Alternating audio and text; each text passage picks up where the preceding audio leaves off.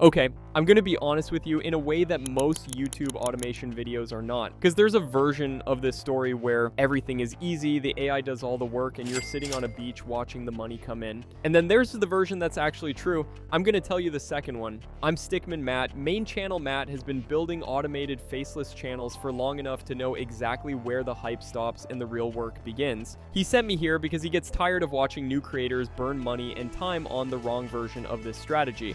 So let's talk about what YouTube automation with AI actually looks like in 2025, what the tools genuinely do well, what they don't, and the honest workflow that's actually working right now.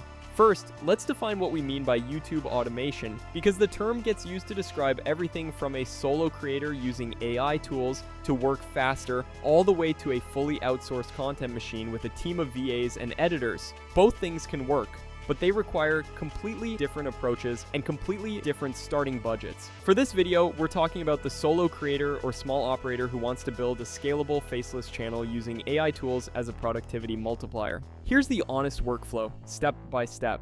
Step 1 is research and ideation. This is where most creators waste the most time, and it's where AI saves the most. You need to know what your audience is searching for, what angles aren't already saturated, and what hook will get people to click. Tools like VidAI are built specifically for this. You're not just asking a chatbot to suggest video topics, you're running actual search demand analysis to find the intersection of high search volume and low competition in your niche. Main channel Matt says this step alone is worth the entire subscription cost of any AI tool that does it properly. I tend to agree, even though I'm a stick figure who is technically biased. Step 2 is scripting. This is where people get the AI workflow most wrong. The temptation is to let the AI write the whole script and then just publish it. The result is a script that's technically coherent but has the personality of a terms and conditions document. What actually works is using AI to generate a first draft based on your specific angle and tone, and then editing that draft to sound like a real person talking. The AI handles the structure and the research. You handle the voice and the story. Split it that way, and the output is actually good. Step 3 is voiceover. 11 Labs has genuinely changed this game. The quality of AI voiceover in 2025 is at the point where most viewers cannot tell the difference if you're using one of the better voices and you've taken 5 minutes to adjust the settings. The two things that make AI voiceover sound natural are pacing variation and emotional emphasis. Both of these can be controlled in 11 Labs with relatively minor tweaks. If your AI voiceover sounds robotic, you're probably using the default settings on a default voice, and that's a fixable problem.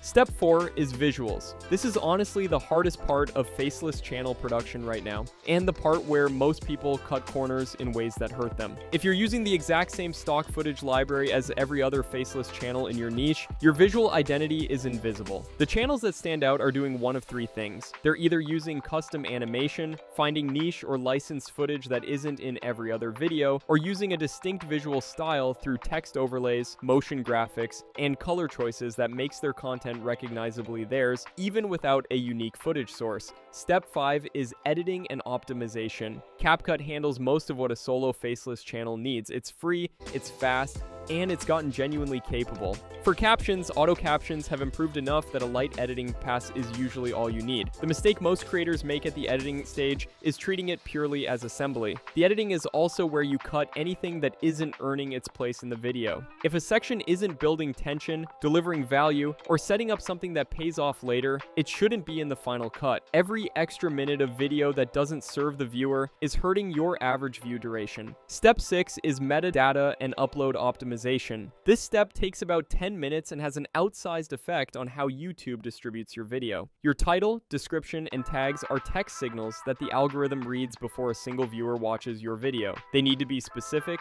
consistent with each other, and aligned with the actual language your audience uses when they search. If your video is about growing a faceless YouTube channel and your title says, "How to make money online," you've given YouTube a mixed signal and you'll pay for it in reduced distribution. Step 7 is publishing strategy. The first 48 hours after you publish matter enormously. Push your video to your most engaged existing audience first. Community posts, email list if you have one, anywhere your actual viewers live. Get high quality watch time in that window and YouTube will test the video on wider audiences. Skip this step and you're leaving your video's performance entirely up to chance. This workflow, from research to publishing, takes about 4 to 6 hours per video when you get efficient with the tools. That's not passive income, that's a part-time part-time job. But it's a part-time job that builds compounding assets that keep generating views and revenue long after you've moved on to the next video. Now, if you want to discover how I run faceless channels like this and make them into a full business, check out this video next to me, which is a full free course for doing it. I go over the new way of running faceless channels right now on YouTube.